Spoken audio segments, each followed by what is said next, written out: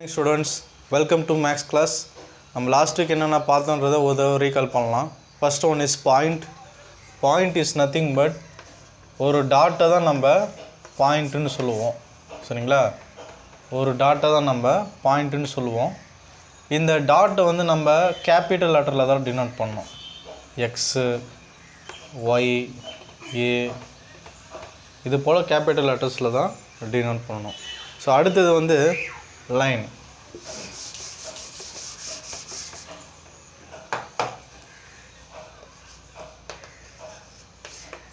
Line is nothing but the collection of points. அதாவது நான் இந்த டாட் இருக்கு இல்லையா, அந்த பாயிண்ட்ஸ் இருக்கு இல்லையா, இதை நான் இது போல் வைக்கிறேன். இதே போல் நான் வைக்கும் போது இந்த டிஸ்டன்ஸ் ரெண்டு பாயிண்ட்டுக்கு உண்டான டிஸ்டன்ஸ் குறைய I got one line. So this is a line. So a line has no end and starting point. லைனுக்கு வந்து ஸ்டார்டிங் பாயிண்ட்டும் இல்லை, எண்டிங் பாயிண்ட்டும் கிடையாது. ஓகேங்களா? இந்த லைனை வந்து எப்படி டினோட் பண்ணுவாங்க? AB line. இப்போ இந்த லைன் வந்து ஏ என்ற பாயிண்ட்லையும் பி என்ற பாயிண்ட்லையும் பாஸ் ஆகுது அப்படின்னா this line is denoted by AB line. சரிங்களா? அடுத்தது line segment.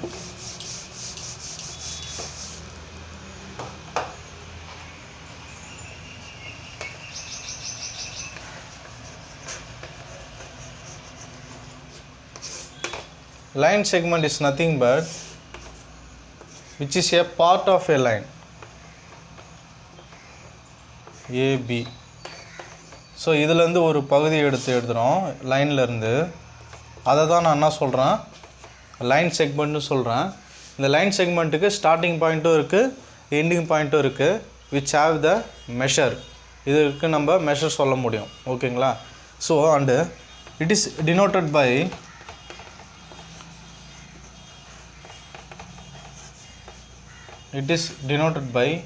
AB line segment. ஓகேங்களா? அடுத்த டாபிக் ரே. அடுத்த definition ray as starting point and no end point. ரேக்கு ஒரே ஒரு ஸ்டார்டிங் பாயிண்ட் தான் இருக்கும், எண்ட் பாயிண்ட் இருக்காது. சரிங்களா? ஸோ அந்த ரேவை வந்து எப்படி டினோட் பண்ணலாம்னா இந்த ரேவுடைய starting point A which passes through the point B. ஓகேங்களா? So it is denoted by AB ரே.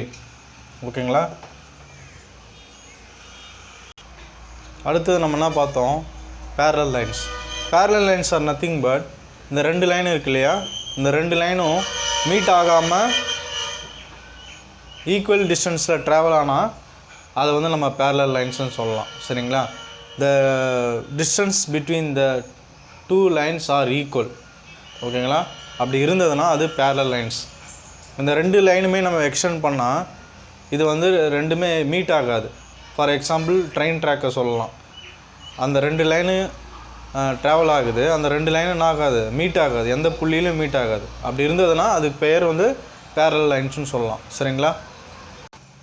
இந்த parallel லைன்ஸை எப்படி டினோட் பண்ணுவாங்க அப்படின்னா, இங்கே L1 L2 parallel லைன்ஸாக it is denoted by L1 parallel to L2. அடுத்தது நம்ம என்ன பார்த்தோம்? intersecting lines. intersecting lines are nothing but when two lines meet at one point. ரெண்டு லைனும் ஒரு புள்ளியில் மீட் ஆனால் அதற்கு பெயர் வந்து என்னது? intersecting lines. அந்த புள்ளிக்கு பெயர் இப்போ இந்த ரெண்டு L1 என்ற ஒரு லைனும் L2 என்ற ஒரு லைனும் O என்ற ஒரு புள்ளியில் மீட் ஆகுது. அப்படி மீட் ஆகிற அந்த புள்ளியை வந்து நம்ம என்ன சொல்லுவாங்க? பாயிண்ட் ஆஃப் இன்டர்செக்ஷன் சொல்லுவாங்க.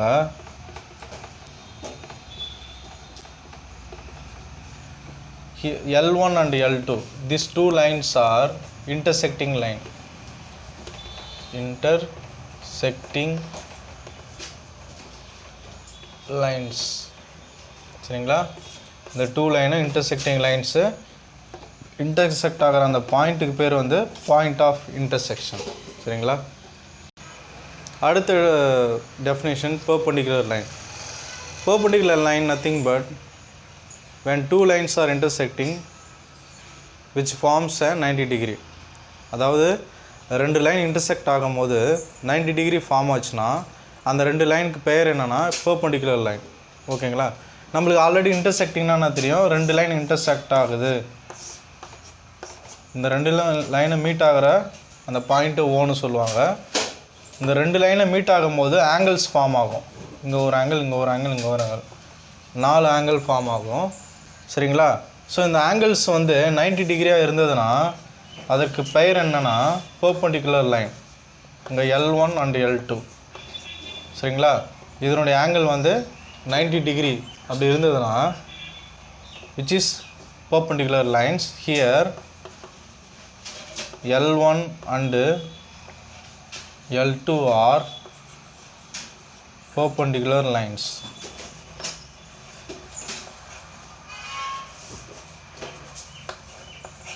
Perpendicular lines. சரிங்களா? இதை எப்படி டினோட் பண்ணுவோம்னா L1 is perpendicular to L2. சரிங்களா? L1 is perpendicular to L2. ஓகேங்களா? இன்டர்செக்டிங் லைன்ஸ்னால் நான் தெரியும் உனக்கு, ரெண்டு லைனும் ஒரு புள்ளியில் மீட் ஆனால் அது இன்டர்செக்டிங் லைன்ஸ்.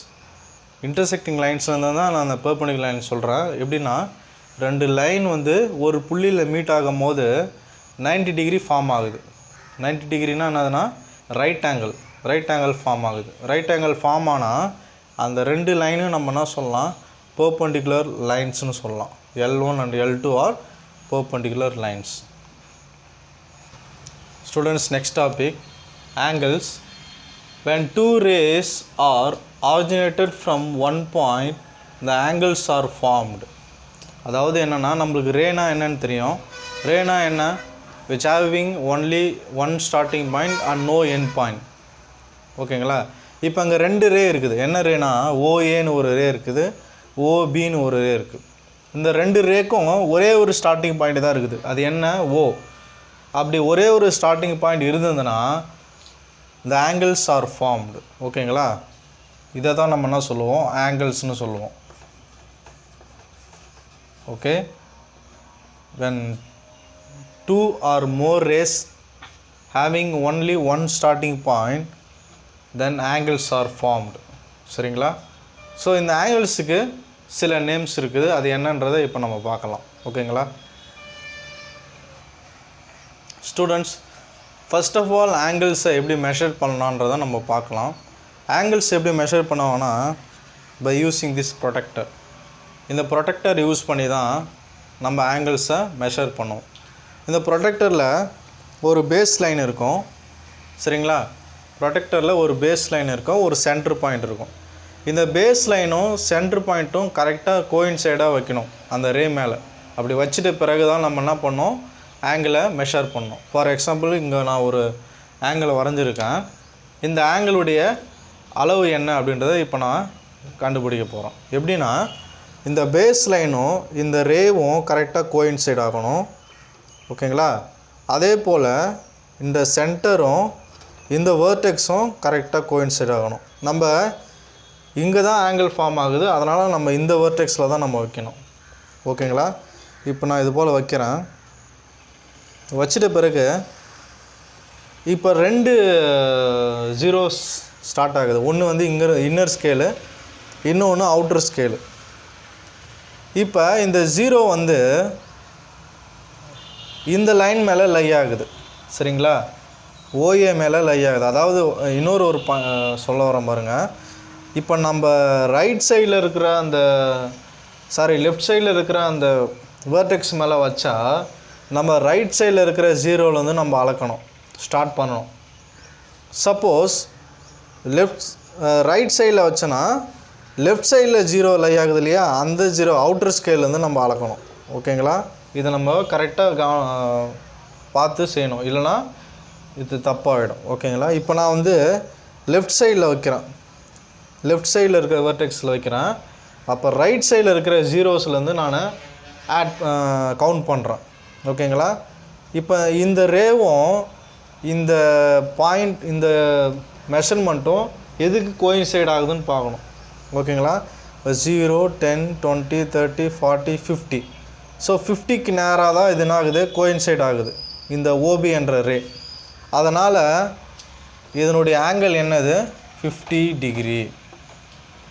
சரிங்களா. இதனுடைய ஆங்கிள் என்னது 50 டிகிரி. ஓகே, அடுத்தது இந்த ஆங்கிளுக்கு நம்ம எப்படி நேம் தரலாம் அப்படின்றத பார்க்கலாம். ஃபர்ஸ்ட் ஆஃப் ஆல் எந்த வேர்டெக்ஸ் வந்து ஆங்கிள் கண்டெயின் பண்ணியிருக்கு? ஓ என்ற வேர்டெக்ஸ் தான் ஆங்கிள் கண்டெயின் பண்ணியிருக்கு. ஓகேங்களா. இது நம்ம என்ன பார்த்தோம், 50 டிகிரின்னு பார்த்தோமா. ஓகே, இப்போ இதுக்கு என்ன எப்படி நேம் தரலாம் அப்படின்னா, எப்போவுமே இந்த வேர்டெக்ஸ் பாயிண்ட் தான் சென்டரில் வரணும். எப்போவுமே இது போல் போட்டுங்க. இது வந்து இதுக்கு பேர் வந்து அது மெஷர் ஆஃப் ஆங்கிள் சொல்லுவாங்க. ஓகேங்களா. மெஷர் ஆஃப் ஆங்கிள் ஏஓபி அப்படின்னும் சொல்லலாம், அல்லது மெஷர் ஆஃப் ஆங்கிள் பிஓஏ அப்படின்னும் சொல்லலாம், அல்லது measure of angle O. So இதுக்கு 3 நேம் இருக்குது, ஏஓபி, பிஓஏ அண்டு ஓ. எப்போவுமே எந்த வேர்டெக்ஸ் வந்து ஆங்கிள் கண்டெயின் பண்ணியிருக்கோ அந்த வேர்டெக்ஸ் தான் நடுவில் வரும். ஓகேங்களா. இதை நம்ம கரெக்டாக கவனிக்கணும். சப்போஸ் நீங்கள் என்ன பண்ணலாம், ஓபிஏன்னு போட்டிங்கன்னா இட் இஸ் ராங். ஓகேங்களா. ஏன் wrong?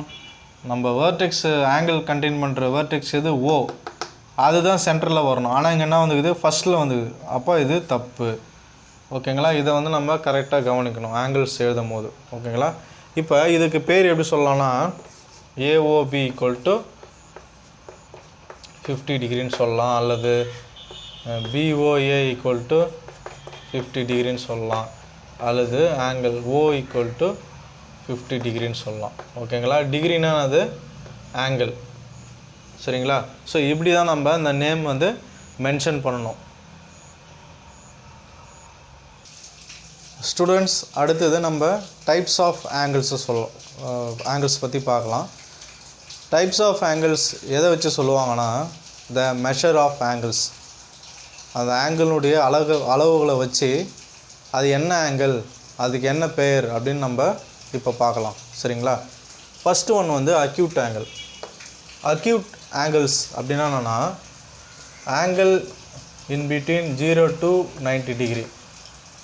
the angles between 0 to 90 degree அப்படி இருந்ததுன்னா அதற்கு பெயர் வந்து என்னதுன்னா அக்யூட் ஆங்கிள்.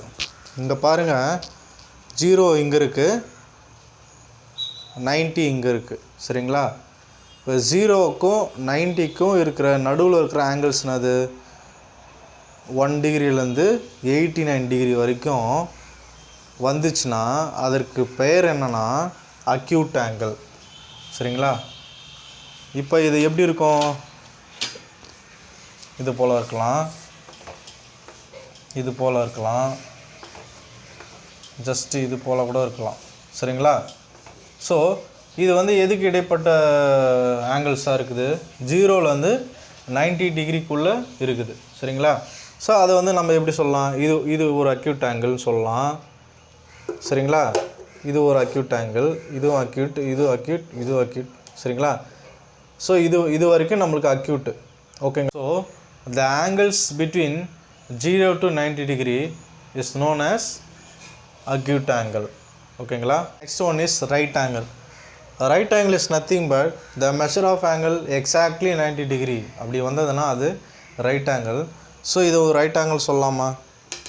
இங்கே பாருங்கள், இது வந்து அக்யூட் ஆங்கிள்ன்றதை நம்ம லாஸ்ட்டு டாப்பிக்கில் பார்த்தோம்.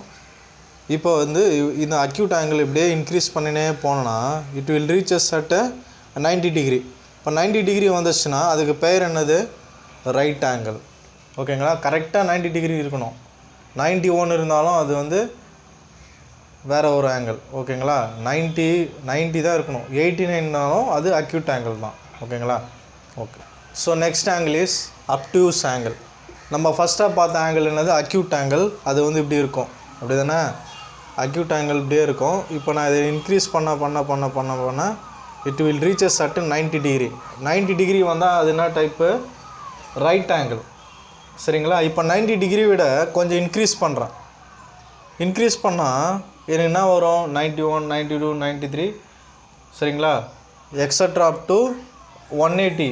180க்கும் 90க்கும் நடுவில் இருக்கிற ஆங்கிள்ஸை நம்ம என்ன சொல்லுவாங்கன்னா அப்டியூஸ் ஆங்கிள்னு சொல்லுவாங்க. சரிங்களா. இங்கே பாருங்கள், ப்ரொடெக்டரில் சொல்கிறேன்.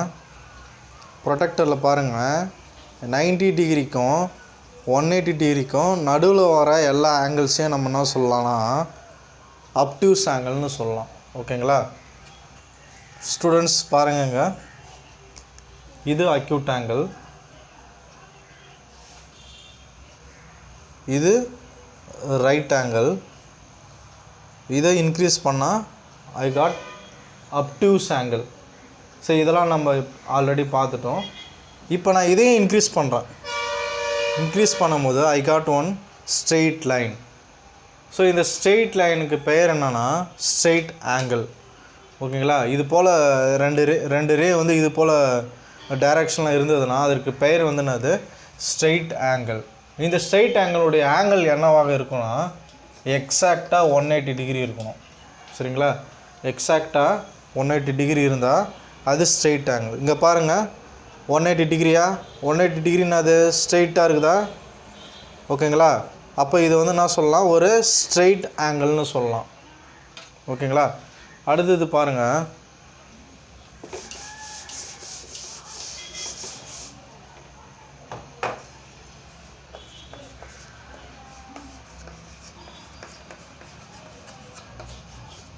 Reflex angle.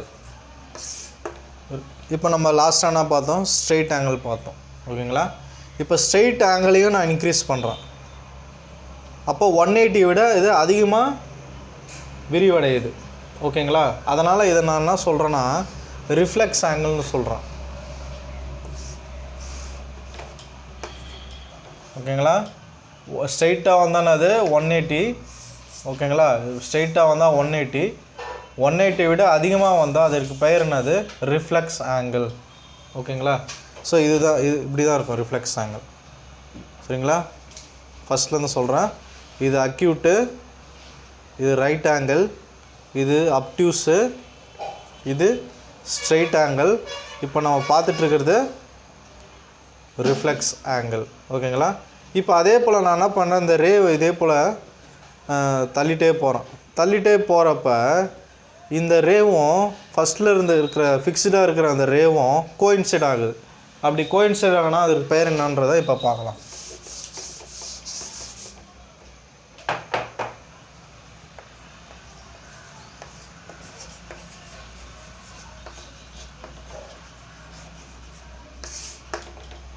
ஸோ நம்ம லாஸ்ட்டாக என்ன பார்த்தோம், ரிஃப்ளெக்ஸ் ஆங்கிள் பார்த்தோம். ரிஃப்ளெக்ஸ் ஆங்கிள் இப்படி தானே இருக்கும், இந்த ரே தான் ஃபிக்ஸ்டாக இருக்குது. ஸோ இந்த ரேலேருந்து நான் என்ன பண்ணுறேன், இப்போ இப்படி நான் மூவ் பண்ணுறேன். இது ஆல்ரெடி ஃபிக்ஸ்டாக இருக்குது, இப்போ இதை மூவ் பண்ணுறேன். இப்போ இந்த ரேவும் கோயின்சைட் ஆகிடுது. சரிங்களா, இப்போ ஆல்ரெடி என்ன இருக்குது, ஓபின்ற ஒரு ரே இருக்குது இல்லையா, ஓபின்னு ஒரு ரே இருக்குது. இது வந்து இது என்னது ஓஏ என்ற ரே. இப்போ இந்த ரேவை வந்து நான் அப்படியே மூவ் பண்ணும்போது இது வந்து என்ன, it will reaches at here, இங்கே ரீச் ஆகுதுன்னு வச்சுங்க. அப்போ இதுக்கு பேர் என்னென்னா ஜீரோ ஆங்கிள். இதுக்கு பேர் என்னது zero angle, which is 0 degree. சரிங்களா, ரிஃப்ளெக்ஸ் ஆங்கிள்னால் அது மோர் தென் 180 டிகிரி, லெஸ் தென் 360 டிகிரி. இப்போ இந்த ஆல்ரெடி இருக்கிற அந்த ஓபி என்ற ரேலேருந்து இந்த ஓவிஏ என்ற ரே கோயின்சைட் ஆகும்போது ஐ காட் 0 டிகிரி. ஓகேங்களா, அப்படி 0 டிகிரி வந்தால் விச் இஸ் 0 ஆங்கிள். சரிங்களா, ஸோ திரும்ப வந்து நான் ரீகால் பண்ணுறேன். அது angle less than 90 degree is acute angle, angle exactly 90 degree is right angle, the angle more than 90 degree is known as obtuse angle, the angle exactly 180 degree is straight angle.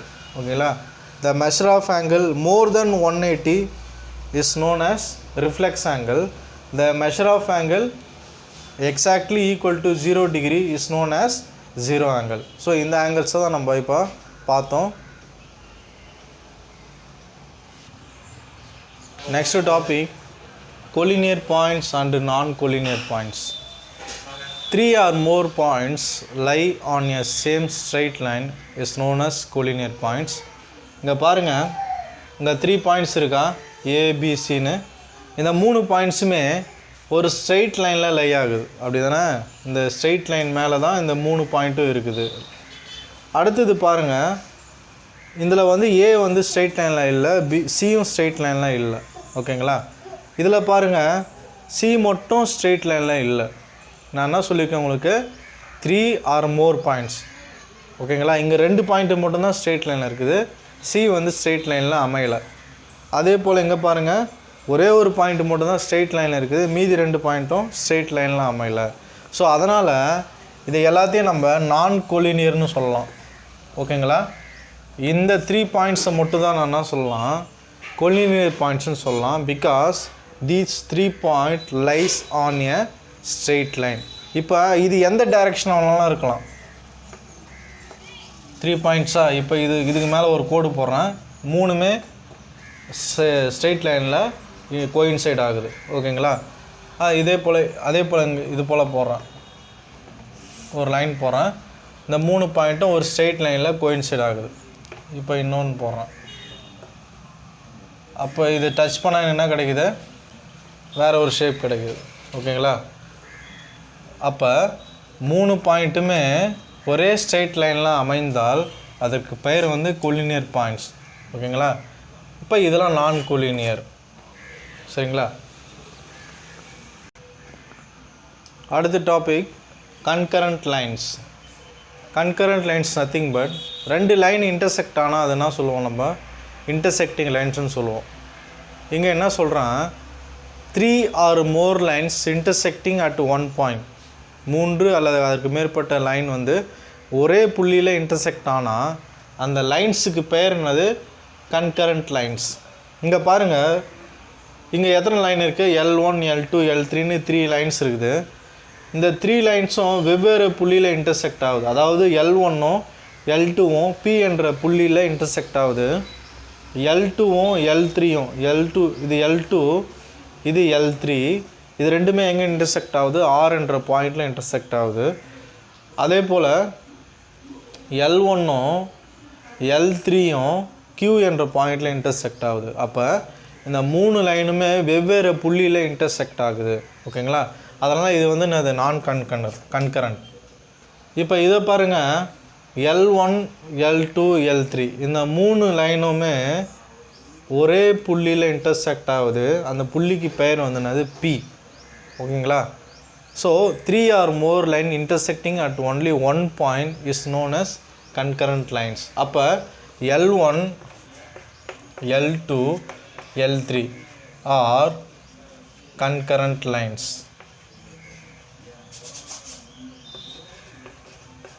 Concurrent lines. ஓகேங்களா?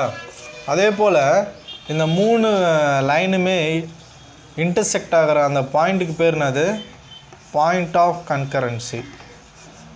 Point of concurrency.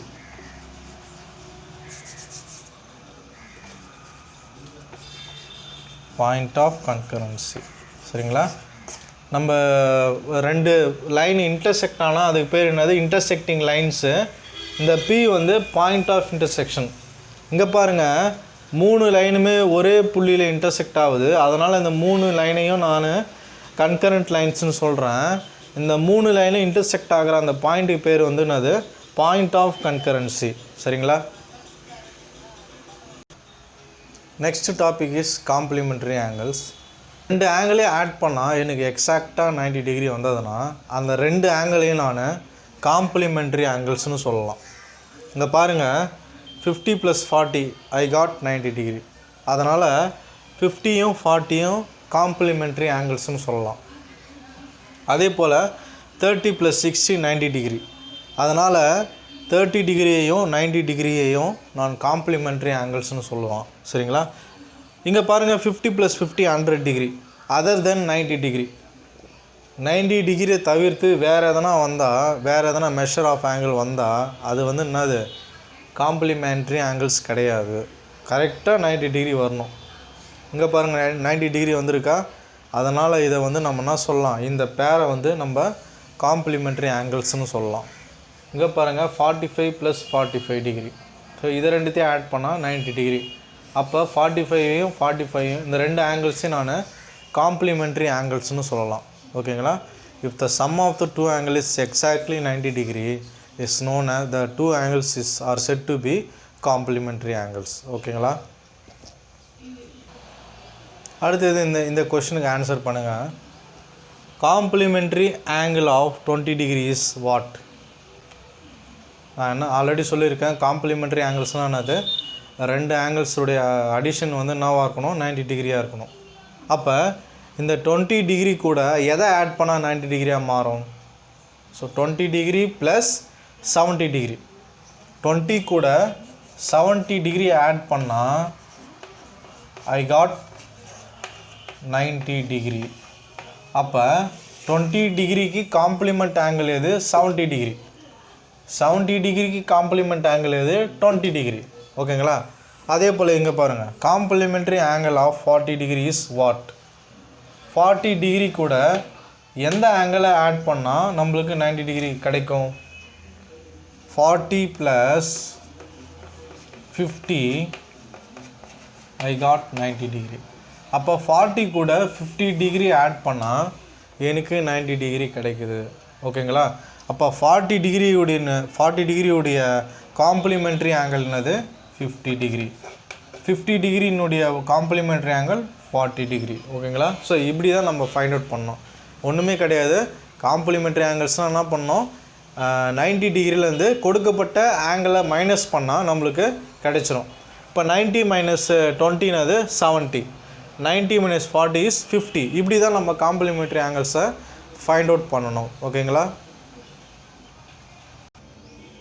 அடுத்து complimentary angle போல தான் இந்த supplementary ஆங்கிளும். அதாவது complimentary ஆங்கிள்னால் என்னது? ரெண்டு angle add பண்ணால் 90 degree வரணும். சப்ளிமெண்ட்ரி ஆங்கிள்னால் என்னன்னா sum of two angles are 90 degree. அந்த ரெண்டு ஆங்கிளையும் ஆட் பண்ணால் கரெக்டாக the sum of two angles are 180 degree. சரிங்களா? அந்த ரெண்டு ஆங்கிள்ஸையும் ஆட் பண்ணால் கரெக்டாக 180 டிகிரி வந்ததுன்னா அந்த ரெண்டு ஆங்கிள்ஸையும் நம்ம என்ன சொல்லலாம்? சப்ளிமெண்ட்ரி ஆங்கிள்ஸ்னு சொல்லலாம். For example 120 degree plus 60 degree. So இது ரெண்டுத்தையும் ஆட் பண்ணோன்னா வரும் 180 டிகிரி வரும். அதனால் 120 டிகிரியும் 60 டிகிரியையும் நான் சப்ளிமெண்ட்ரி ஆங்கிள்ஸ்னு சொல்லலாம். ஓகேங்களா? அதே போல் 40 டிகிரி ப்ளஸ் 140 டிகிரி. ஸோ இதை ரெண்டுத்தையும் ஆட் பண்ணால் 180 டிகிரி கிடைக்கும். ஸோ அதனால் இந்த ரெண்டு ஆங்கிள்ஸையும் நான் என்ன சொல்லலாம்னா சப்ளிமெண்ட்ரி ஆங்கிள்ஸ்னு சொல்லலாம். ஓகேங்களா? இப்போ அதே போல் 150 டிகிரினுடைய சப்ளிமெண்ட்ரி ஆங்கிள் என்ன அப்படின்னு கேட்குறேன். What is the supplementary angle of 150 degree? அப்போ எப்படி ஃபைண்ட் அவுட் பண்ணலான்னா 180 டிகிரியிலேருந்து இந்த 150யை நம்ம மைனஸ் பண்ணிடணும். மைனஸ் பண்ணால் கிடைக்கும் நம்மளுக்கு 30 கிடைக்கும். அப்போ therefore the supplementary angle of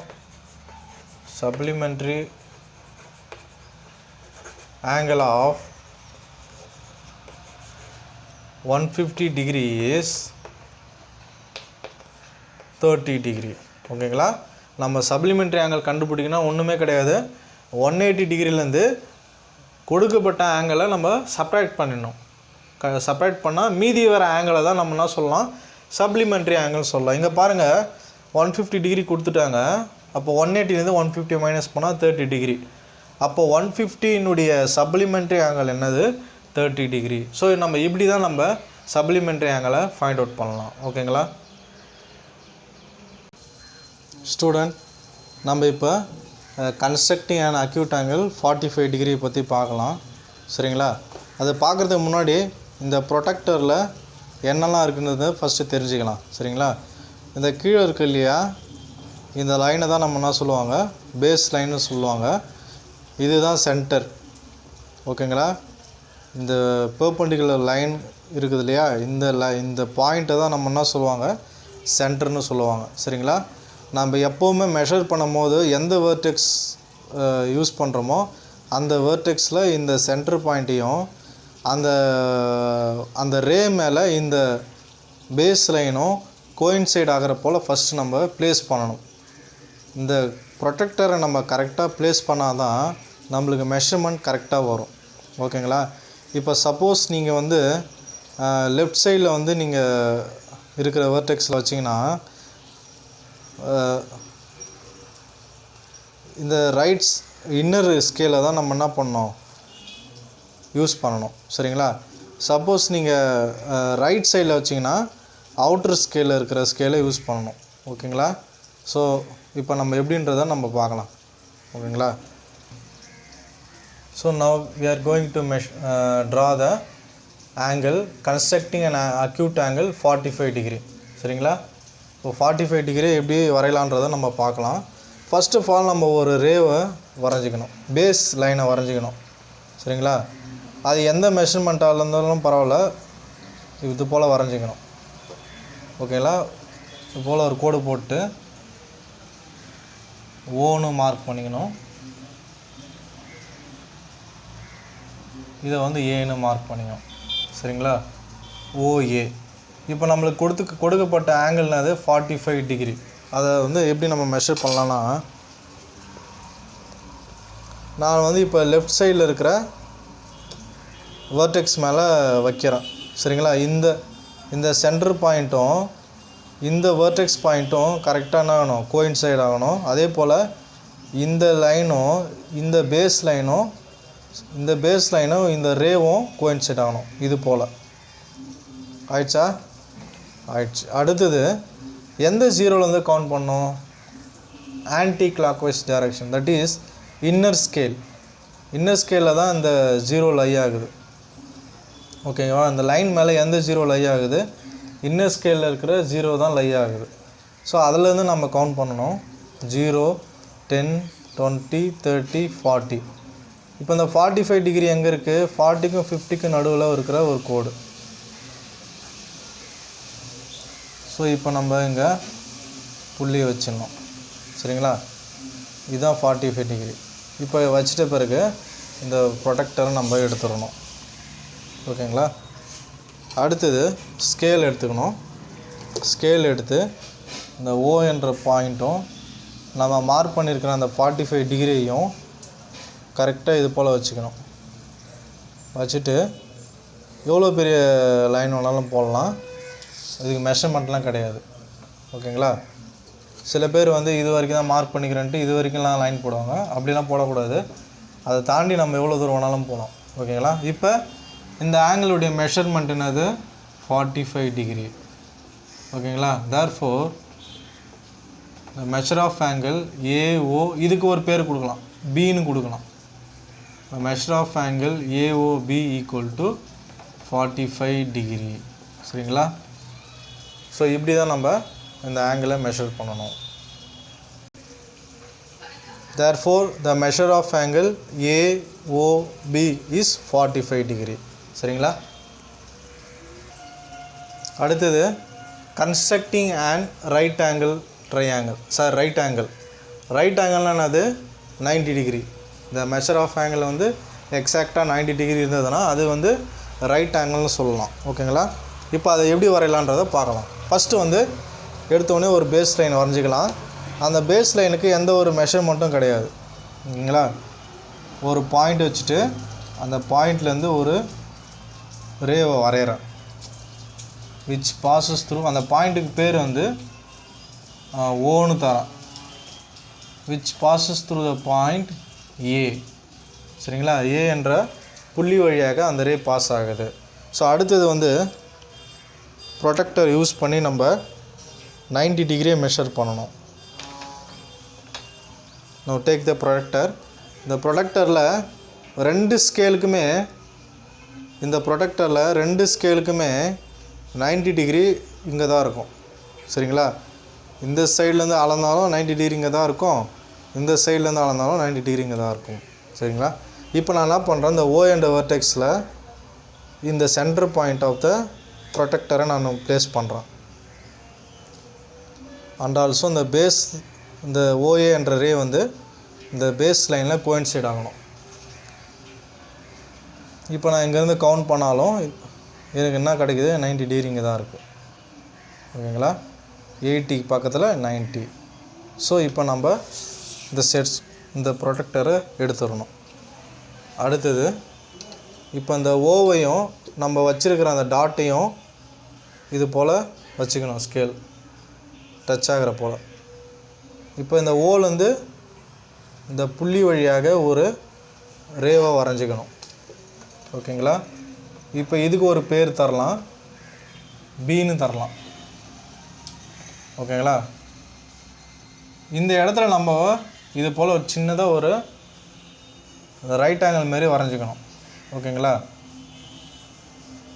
okay, இப்போ the measure of angle AOB is equal to 90 degree. So இப்படி தான் நம்ம ரைட் ஆங்கிளை வரையணும். ஓகேங்களா? ஃபஸ்ட் எடுத்தோடனே என்ன பண்ணோம், ஒரு பேஸ் லைன், ஒரு பேஸ் ரேவை வரைஞ்சிக்கணும், ஓஏன்னு அதுக்கு நேம் கொடுத்துக்கணும். அதுக்கப்புறம் ப்ரொடெக்டரை வச்சு நம்ம 90 டிகிரியை மார்க் பண்ணணும். மார்க் பண்ணிவிட்டு அதில் இருந்து ஒரு ரேவை வரையணும். அந்த ரேக்கு பின்னு ஒரு நேம் தரோம். சரிங்களா? இப்போ 90 டிகிரி நம்மளுக்கு கிடைச்சது. இப்படி தான் நம்ம ரைட் ஆங்கிள் ட்ரையாங்கிளை வரையணும். ஓகேங்களா? அடுத்தது constructing and obtuse angle, that is 120 degree. Obtuse ஆங்கிள்னானது 90 விட அதிகமாக இருக்கும். அப்படி இருந்ததுன்னா அது அப்டியூஸ் ஆங்கிள். அதை எப்படி வரையலான்றதை இப்போ பார்க்கலாம். ஓகேங்களா? First of all we have to draw one baseline.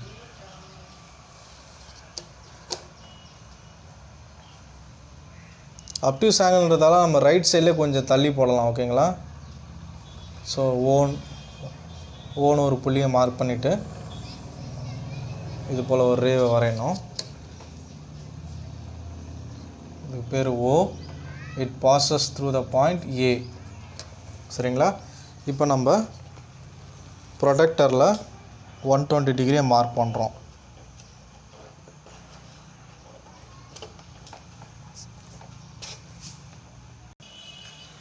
இப்போ இந்த சென்டர் பாயிண்ட்டும் இந்த ஓ பாயிண்ட்டும் கோயின்சைட் ஆகணும்.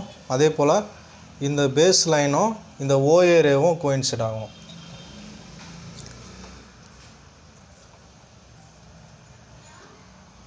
சரிங்களாப்பா? இப்போ இந்த ஓவும் இந்த சென்டரும் கோயின்சைட் ஆகிடுச்சு, இந்த பேஸ் லைனும் ஓஏ ரேவும் கோயின்சைட் ஆகிடுச்சு. இப்போ வந்து இந்த ஓஏ ரேமில் தான் இந்த 0 இருக்குது. அப்போ இந்த 0லேருந்து தான் நம்ம என்ன பண்ணோம், 120 கவுண்ட் பண்ணோம். 0, 10, 20, 30, 40, 50, 60, 70 எக்ஸட்ரா அப் டு 120. ஸோ அப்போ இன்னர் ஸ்கேலில் 120 இங்கே இருக்குது, அவுட்டர் ஸ்கேலில் 60 இருக்குது. ஸோ அதுக்கு நேராக நம்ம என்ன பண்ணோம், ஒரு புள்ளியை வைக்கணும். சரிங்களா? ஃபஸ்ட்டு பிறகு டேக் த ஸ்கேல். ஸோ நம்ம மார்க் பண்ண பாயிண்ட்டையும் இந்த வெர்டெக்ஸ் பாயிண்ட்டையும் நம்ம ஜாயின் பண்ண போல் ஒரு ரேவை வரையணும். சரிங்களா? and named it as B. So the measure of angle is 120 degree. So AOB is equal to 120 degree. சரிங்களா? ஃபர்ஸ்ட் ஆஃப் ஆல் என்ன பண்ணோம், ஒரு ரேவை வரையணும், தட் இஸ் OA. ஸோ அதிலேருந்து இந்த இந்த ஓ என்ற வெர்டெக்ஸில் வச்சு நம்ம 120 மார்க் பண்ணிவிட்டு ஒரு லைன் வரைஞ்சிடணும். சரிங்களா? ஸோ இதுதான் AOB. AOB equal to 120 degree is the required angle. இங்கே பாருங்கள், ஆங்கிள்ஸ் வந்து நம்மளுக்கு என்னன்னு தெரியாது, ஆனால் அந்த ரே மட்டும் போட்டிருக்காங்க. இப்போ அதை எப்படி நம்ம மெஷர் பண்ணலான்றதை இப்போ நம்ம பார்க்கலாம். இப்போ நம்ம முதல்ல இந்த ப்ரொடெக்டர் எப்படி வைக்கணும்னா, இப்போ இங்கே தான் ஆங்கிள் இருக்குது, அப்படி தானே?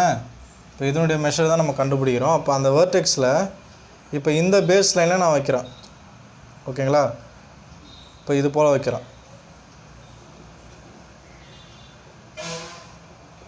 இப்போ கரெக்டாக ப்ளேஸ் ஆகிடுச்சு. இப்போ நான் என்ன பண்ணுறேன், இந்த ரேல தான் நான் அளக்க போகிறேன். அப்போ இந்த ரேல இருக்கிற 0 எது, இதுதான் அவுட்டர் ஸ்கேலில் இருக்குது. அப்போ இங்கேருந்து தான் நம்ம கவுண்ட் பண்ணோம். 0, 10, 20, 30, 40, 45 எக்ஸாக்டாக 45 இருக்குது. ஓகேங்களா? அப்போ இதனுடைய வேல்யூ என்னது, 45 டிகிரி. ஓகேங்களா? சப்போஸ் நான் வந்து இந்த லைன்லேருந்து நான் மெஷர் பண்ணணுன்னா, இப்போ இந்த லைன் மேலே வைக்கிறேன், இந்த லைன் மேலே இது போல் வைக்கிறேன். ஓகேங்களா? அப்போ இந்த லைன் மேலே எந்த 0 லை ஆகுது, இன்னர் ஸ்கேலில் இருக்கிற 0 தான் லை ஆகுது. அப்போ இதுலேருந்து நான் கவுண்ட் பண்ணால் இதுவும் 45 டிகிரி தான் வருது. சரிங்களா? ஓகே, அடுத்தது இதனுடைய மெஷர்மெண்ட்டை நம்ம கண்டுபிடிக்கலாம். இப்போ நான் கீழே இருக்கிற பேஸ் லைனில் தான் சூஸ் பண்ணிக்கிறேன். அப்போ இது போல் வச்சுக்கிறேன். அப்போ இதில் தான் இந்த 0 கோயின்சிட் ஆகுது. 0,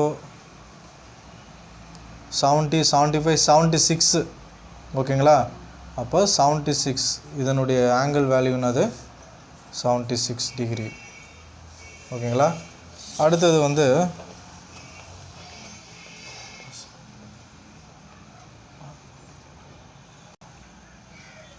120 degree, sorry obtuse angle. So இது போல் கரெக்டாக ப்ளேஸ் பண்ணிட்டேன். ஓகேங்களா? இந்த வெர்டெக்ஸ்லேருந்து தான் நான் அளக்க போகிறேன். அதனால் இந்த வெர்டெக்ஸையும் இந்த சென்டர் பாயிண்ட்டை கோயின்சைடாக வச்சுட்டேன். இந்த லைனை தான் நான் சூஸ் பண்ணியிருக்கேன். அதனால் இந்த லைன் மேலே இந்த 0 ப்ளேஸ் பண்ணிட்டேன். இப்போ என்ன பண்ணுறேன், நான் இந்த 0 இன்னர் ஸ்கேலில் இருக்கிற 0லேருந்து தான் நான் இப்போ அளக்கிறேன். சரிங்களா? ஸோ 0.9. ஸோ கரெக்டாக என்ன வருது, 132 வருது. சரிங்களா? 132. அப்போ இந்த மெஷர் ஆஃப் ஆங்கிள் அது 132 டிகிரி. ஸோ இப்படி தான் நம்ம சூஸ் பண்ணணும், அளக்கணும். ஓகேங்களா? ஸோ நம்ம எந்த ரேலேருந்து அளக்குறோமோ அந்த ரே மேலே இருக்கிற 0லேருந்து தான் நம்ம கவுண்ட் பண்ணணும். இதுதான் முக்கியமான ஒன்று. ஓகேங்களா? ஸ்டூடெண்ட்ஸ், நம்ம என்னெல்லாம் பார்த்தோம் இன்றைக்கி? லைன் பார்த்தோம், line segment, ray, parallel lines, perpendicular lines, intersecting lines and complementary angles, supplementary angles. So இதெல்லாம் நம்ம பார்த்தோம். ஸோ அதுக்கப்புறம் என்ன பார்த்தோம், நம்ம constructing the acute angle, obtuse angle and right angle. So இதெல்லாம் நம்ம பார்த்தோம். ஸோ அதே போல் ஆங்கிள்ஸை எப்படி நம்ம மெஷர் பண்ணலாம் அப்படின்றதையும் நம்ம பார்த்தோம். சரிங்களா? ஸோ இதிலேருந்து நான் சில கொஸ்டின்ஸ் உங்களுக்கு அனுப்புகிறேன். நீங்கள் எனக்கு ஒர்க் அவுட் பண்ணி எனக்கு ஹோம் ஒர்க்காக அனுப்புங்க. ஓகேங்களா? Thank you students. Have a nice day.